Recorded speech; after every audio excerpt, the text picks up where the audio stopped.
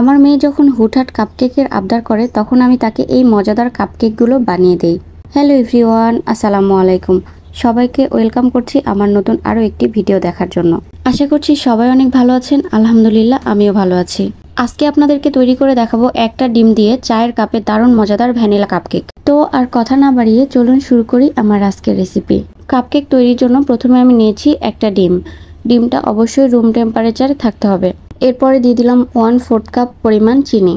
চিনিটা দিয়ে আমি একটা ইলেকট্রিক বিটারের সাহায্যে বিটারের সর্বোচ্চ স্পিডে 1 মিনিটের মতো বিট করে নিচ্ছি।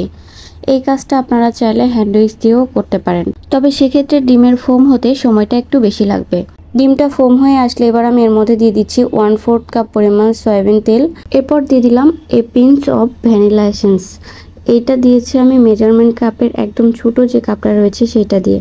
সাথে দিয়ে দিলাম 1/2 চামচ পরিমাণ লেবুর রস। এবার আমি সবগুলো উপকরণ ভালোভাবে বিট করে মিক্সড করে নিচ্ছি। আমার বিট করার কাজ শেষ। এবার আমি শুকনো উপকরণগুলো দিয়ে দিচ্ছি। প্রথমে আমি দিয়ে দিলাম 1/2 কাপ পরিমাণ আটা। আটা দিয়ে একটা স্ট্রেনারের সাহায্যে ভালোভাবে চেলে নিলাম। এরপরে দিয়ে দিলাম 1/2 টেবিল স্পুন পরিমাণ বেকিং পাউডার। সাথে দিয়ে দিলাম 1 চিমটি পরিমাণ লবণ। এবার সবগুলো উপকরণ ভালোভাবে চেলে নিলাম। সব উপকরণগুলো এবার আমি ইলেকট্রিক বিটারের একটা কাঁটা দিয়ে ভালোভাবে মিশিয়ে নিলাম। আমার কেকের ব্যাটারটা রেডি। যেহেতু আজকে আমি চায়ের কাপে কাপকেক তৈরি করব, তাই আমি এখানে নিয়েছি 3টা চায়ের কাপ। কাপ 3টা আমি ভালোভাবে তেল ব্রাশ করে নিচ্ছি। এরপর আমি তৈরি করে রাখা ব্যাটারগুলো দিয়ে দিলাম চায়ের কাপে।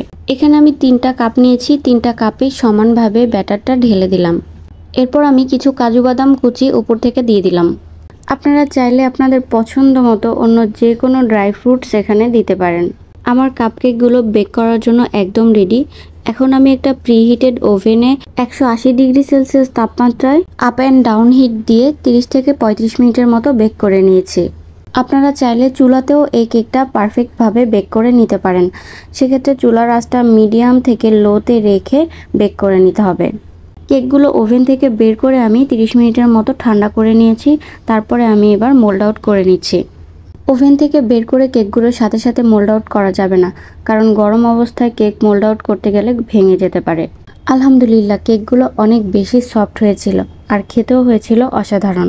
আমার এই কাপকেকগুলো আমার মেয়ে অনেক বেশি পছন্দ করে, তাই আমি মাঝে মাঝেই ওকে খুব সহজেই এই কেকটা তৈরি করে দিই।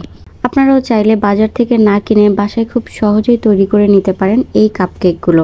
আমার রেসিপিগুলো যদি আপনাদের ভালো লেগে থাকে তাহলে লাইক, কমেন্ট, শেয়ার করে আমার পাশে থাকবেন। আপনাদের লাইক কমেন্টগুলো আমাকে অনেক উৎসাহ দেয় আরও সামনে এগিয়ে যেতে।